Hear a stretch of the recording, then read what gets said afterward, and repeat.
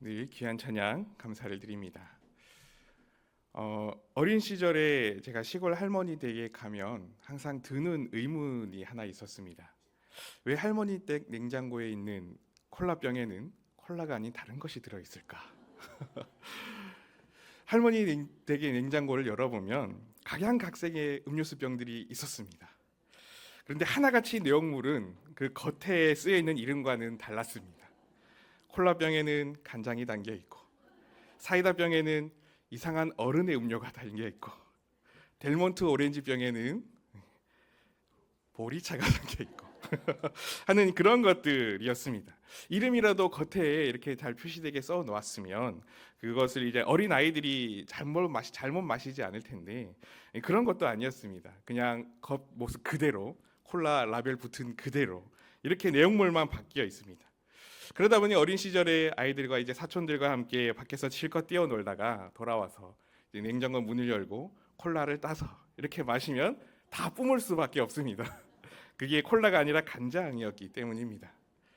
겉모양과 속의 내용물이 이렇게 다르면 낭패를 보는 경우들이 종종 생깁니다. 그런데 때로는 겉모습에 현혹되면 아주 큰 위험에 이르게 하는 그런 것들도 있습니다.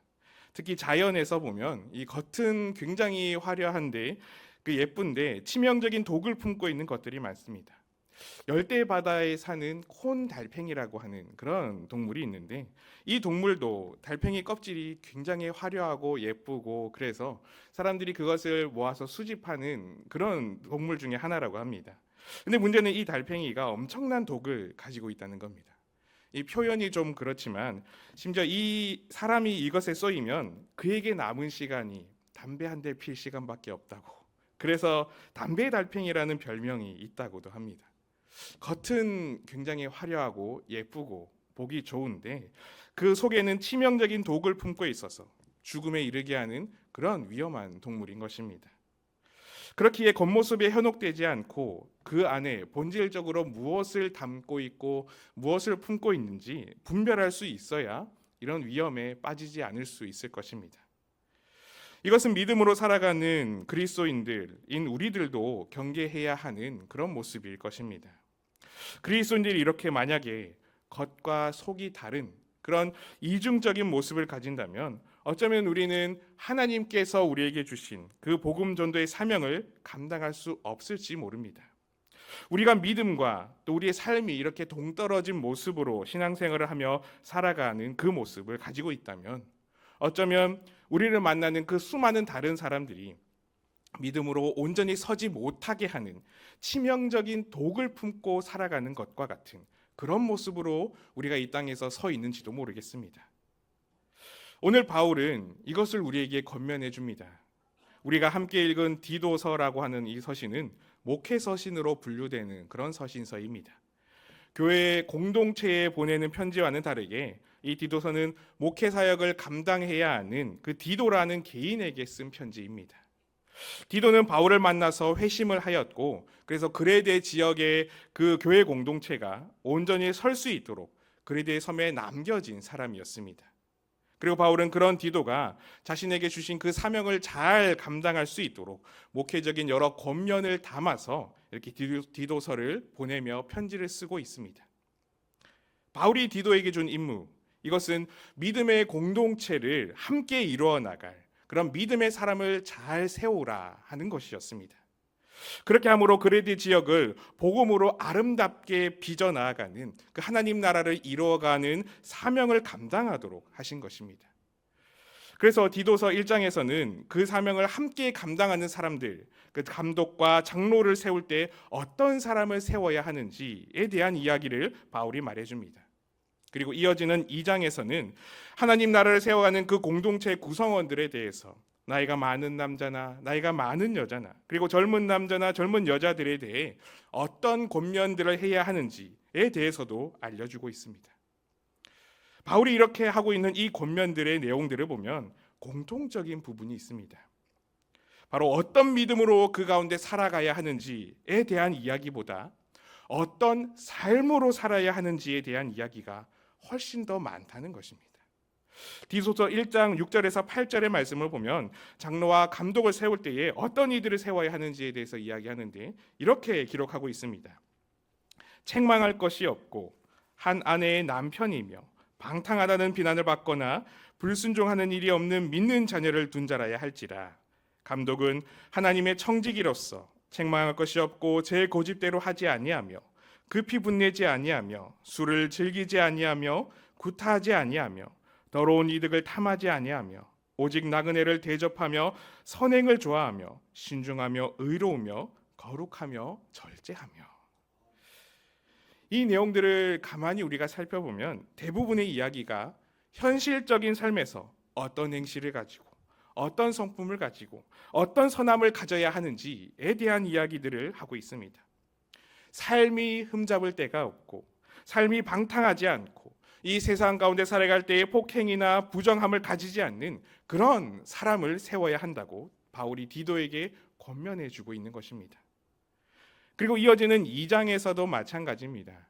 2장 2절에서 5절까지의 말씀에서는 이 나이 많은 남자와 여자, 젊은 남자와 여자들이 어떤 사람이 되도록 권면해야 하는지 말해주고 있습니다.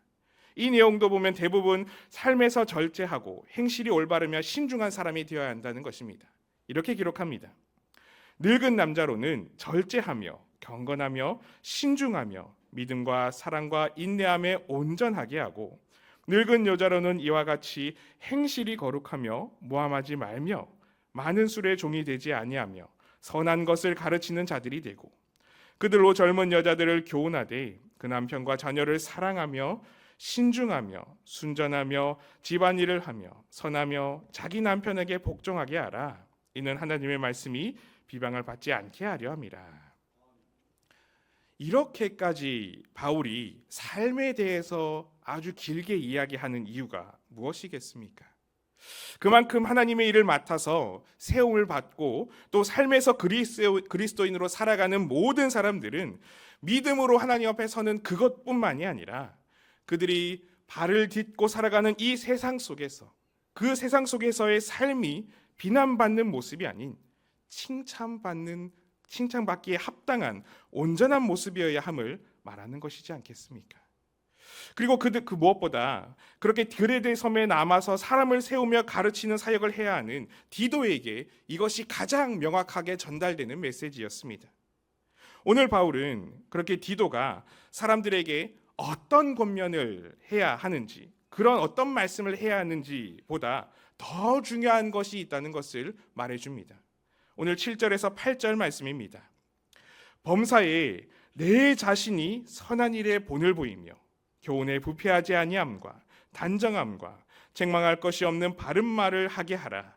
이는 대적하는 자로 하여금 부끄러워 우리를 악하다 할 것이 없게 하려 함이라. 우리가 가진 개역 개정의 성경 말씀에서 보면은 이 6절과 7절이 이어지는 느낌을 주고 있습니다. 그래서 6절의 말씀에서 젊은 남자에게 권면하고 있는 것처럼 이어지는 그런 느낌을 줄 수 있지만, 그러나 본래 이 9절은 디도에게 바울이 직접적으로 권면하는 말씀입니다. 그래서 세번역 성경에서는 보면 그대는 모든 일에라고 시작하면서 바울이 디도에게 직접 권면하고 있음을 알려줍니다. 이렇게 보면 사람을 세우면서 그들의 삶이 온전하고 선해야 한다고 권면하는 그 디도 자신이 그런 사역을 감당하기 이전에 먼저 어떤 이가 되어야 하는지 이것을 돌아보아야 한다는 것을 바울이 말해주고 있는 것입니다. 즉 디도 자신이 먼저 범사의 선한 일에 본을 보이는 그런 자가 되어야 말을 할 수 있다는 것입니다. 권면하고 가르치며 사람을 세우기 이전에 가르치고 세우는 그 자신이 부패하지 않고 단정함을 보이는 그 본이 되어야 하는 것입니다. 그래서 다시 7절 말씀을 세번역 성경으로 보면 이렇게 볼 수 있습니다. 그대는 모든 일에 선한 행실의 모범이 되십시오. 가르치는 일에 순수하고 위엄 있는 태도를 보여야 합니다. 본이 된다는 것, 이 모범이 된다는 것, 이것은 무엇을 말하는 것입니까? 본이 된다는 것은 다른 사람들에게 좋은 기준이 된다는 것을 의미합니다. 본이 된다는 것은 자신의 그 모습을 보고 그대로 따라오라고 자신 있게 보여줄 수 있는 그 삶의 모습이 됨을 의미하는 것이기도 합니다. 자신이 말하고 가르치며 사람을 세우는 그대로 먼저 좋은 기준이 되는 그 태도를 가지는 것이 바로 본이 되는 모습입니다. 그러나 자신의 삶이 뒷받침되지 않고 말로만 이러해야 한다고 가르치는 것은 공허한 외침이며 시끄럽게 울리는 꽹과리 소리나 다를 바가 없습니다. 처음에 이야기했던 것처럼 겉과 속이 다른 내용물을 품고 있는, 다른 독을 품고 있는 그런 존재가 될 수 있다는 것입니다. 그것을 바울은 분명하게 알았기 때문에 이 디도에게 다른 사람을 세우며 그들에게 권면하기 이전에 먼저 그 자신이 본이 되라고 권면하고 있는 것입니다. 그런데 문제는 어디까지 본이 되어야 한다고 바울이 말하고 있습니까?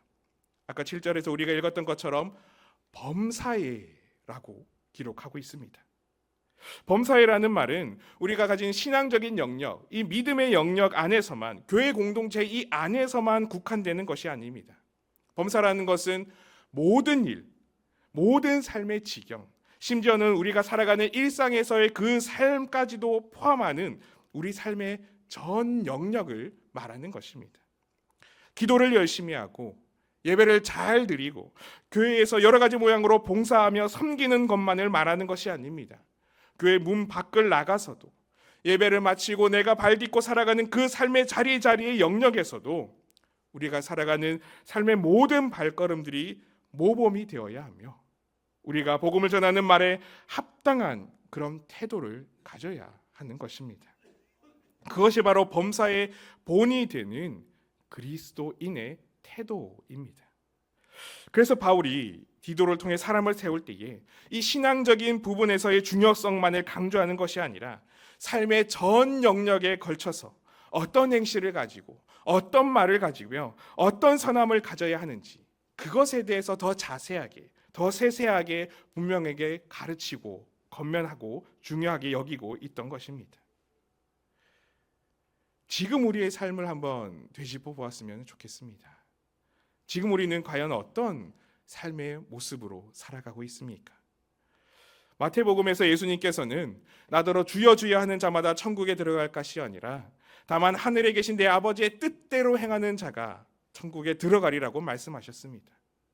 혹시 우리는 입술로만 그리고 이 교회 공동체 안에 있을 때에만 주여 주여를 외치는 그런 하나님을 구하는 자로 살아가고 있지는 않습니까?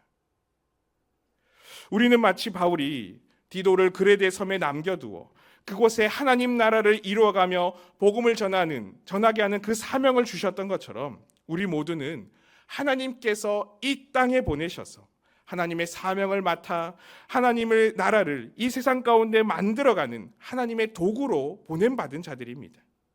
그런 우리가 열심히 주여 주여를 외치고 있지만 삶에 그 말씀대로의 실천이 없고 우리가 부르짖고 외치는 것만큼의 삶이 따라오지 않으며 아주 작은 영역과 작은 부분에서만 하나님의 뜻을 쫓아 순종하려고 한다면 우리는 굉장히 위험한 독을 가지고 겉과 속이 다른 그리스도인으로 살아가는 그 삶을 살고 있을지도 모릅니다. 우리는 우리가 살아가야 하는 믿음의 삶의 이 지경을 넓혀가야 합니다. 범사의 본을 보임으로 복음을 그렇게 전할 수 있는 그리스도인이 되어야 합니다. 하나님께서는 그런 우리가 되도록 우리를 부르셨고 그런 우리로 삼으시기 위해 우리를 이 땅에 남기셨습니다. 그리고 무엇보다 우리가 이렇게 모든 삶의 영역에서 선한 일의 본을 보이며 살아가야 하는 분명한 이유가 또 있습니다. 이것은 사람에게 칭찬받기 위함이 아니라 하나님께서 우리에게 허락하신 놀라운 은혜가 우리에게 먼저 나타났기 때문입니다.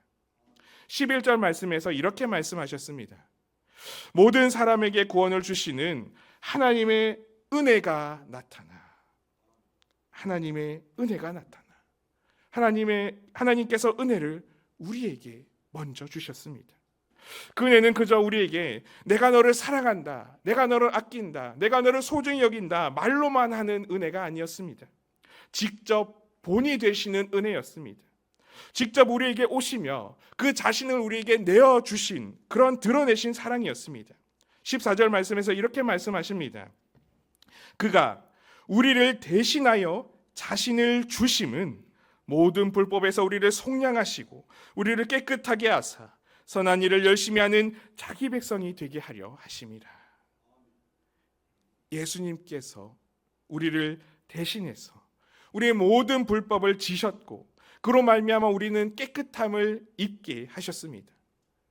말로만 사랑한다고, 말로만 아낀다고, 말로 너를 구원하겠다고 하신 것이 아니라 예수님이 이 땅에 오셔서 십자가를 지시고 먼저 그렇게 본인을 보이심으로 그 사랑을 우리에게 행하셨습니다.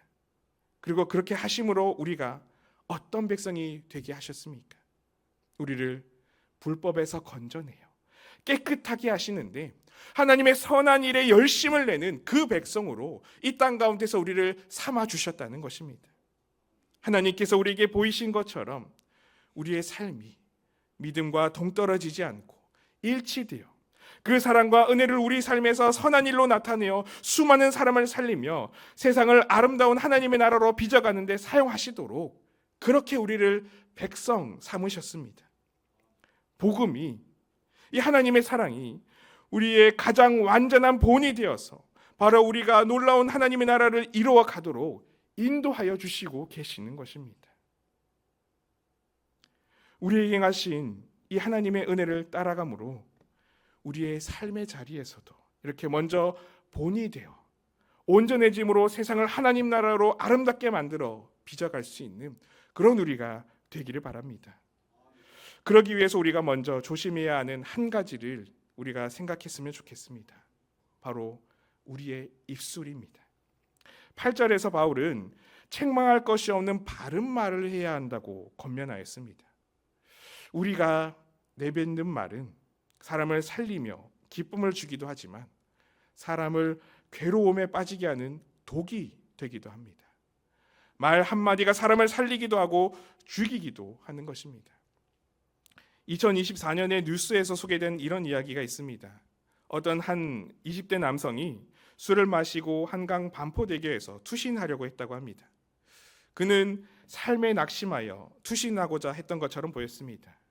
그런 상황에서 신고를 받고 경찰에 출동하였고 자칫하면 떨어질 수도 있어 보여서 일반 경찰이 아니라 위기 협상 요원을 투입했다고 합니다. 그리고 그렇게 서서히 다가간 경찰이 그 남성에게 이렇게 말을 했습니다. 얼마나 힘들었습니까? 이제는 괜찮습니다. 이 말 한마디로 그 남성을 설득했는데 그렇게 그런 사랑의 말을 하며 20분의 설득한 끝에 그 남자는 경찰이 내민 손을 잡고 구조되게 되었습니다. 그리고 그렇게 구조되어 나올 때에 그 남성이 하는 말이 이랬습니다. 혼자 있기 무서웠는데 이렇게 나에게 와줘서 나에게 따뜻한 말 한마디를 건네주어서 고맙다라는 것이었습니다. 심적으로 외롭고 힘든 상황에 있는 이에게 위로와 공감의 따뜻한 말 한마디가 그 마음을 움직이게 하였고 그 생명을 살림으로 구조하는 그런 말이 되었던 것입니다. 그리스도인이 하는 말은 사람을 살리는 말이어야 합니다. 우리는 하나님을 찬양하는 우리의 입술을 가지고 있습니다. 그런 찬양하는 입술이 우리의 찬양과 다르게 또 다른 악한 말로 가득 차 있다면 그것은 본이 되는 모습이 아닐 것입니다. 우리는 찬양하는 입술에 합당한 말들, 그래서 사람을 세우며 사람을 살리는 사랑의 말을 가져야 합니다. 그것이 바로 이 땅에서 믿음의 본을 보이며 하나님 나라를 세상 가운데 빚어나가는 참 그리스도인의 모습일 것입니다. 우리가 살아가야 하는 모습이 본이 되어야 하는 모습이 너무나 많겠지만 우리가 이번 한 주간에는 이 입술을 통해 하나님 나라를 만들어 나아가는 그런 그리스도인이 되어 살아갈 수 있으시기를 바랍니다. 감사하는 말, 사랑하는 말, 생명을 살리는 말을 통해서 그리고 그 말을 우리의 삶에서 직접적으로 사랑으로 보임으로 인해서 하나님의 은혜와 하나님께서 우리에게 허락하신 그 사랑을 선포하며 하나님 나라를 우리 삶의 영역들에 걸쳐서 전 영역에 걸쳐서 세워나가는 그런 우리가 되기를 바랍니다. 하나님은 우리를 이 세상을 하나님의 나라로 빚어가는 자로 부르셨습니다. 말로만 하는 것이 아니라 사랑을 담은 행동 한 걸음 한 걸음으로 그렇게 나아가라고 부르셨습니다.